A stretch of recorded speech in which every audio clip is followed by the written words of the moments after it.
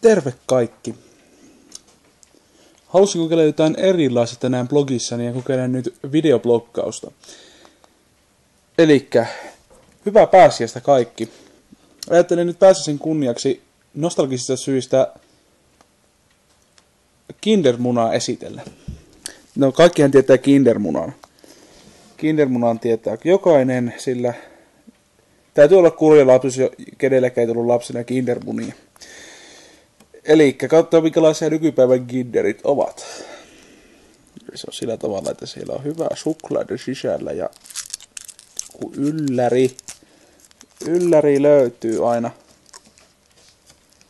Ylläri löytyy aina.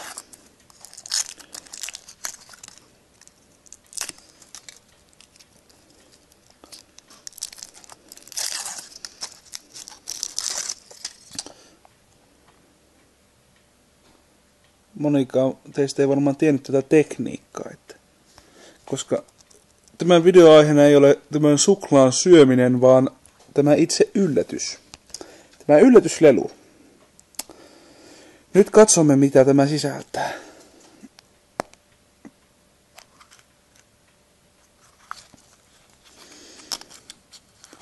Ja mikähän se tämmönen on.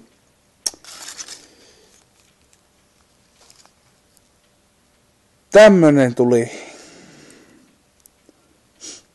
Ei, hyvää päivää. Eikö tässä edes, eihän tätä edes koota. On se kyllä taso laskenut. Ei herra jumala. Ei voi. Kyllä on.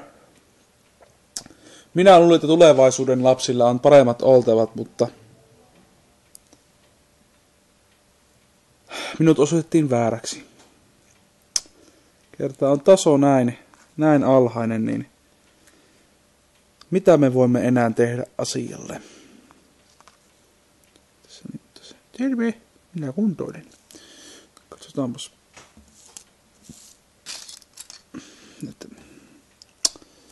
Eikö tässä tullut mitään ohjatakaan mukaan?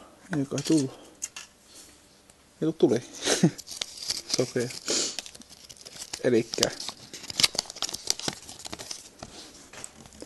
tällainen. Ai se on tällainen, että se kuntoilee tässä näin. No.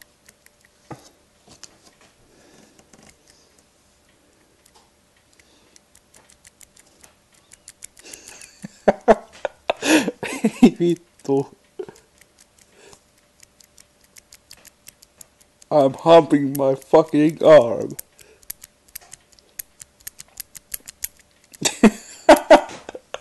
Joo, ei. Joo. Tällainen. Parapappa. Eikö tää joku tällainen ruotsalainen lanseerausjuttu? Vähänkö siistiä, hei. Joo, mutta kaikille hyvää pääsiäistä. Minä olen pahoillani, että tämä saattaa tulla ehkä pääsiäisen jälkeen, mutta ei kai se haittaa. Blogailemisiin. Tossa on vielä suklaasta. Joo, moikka.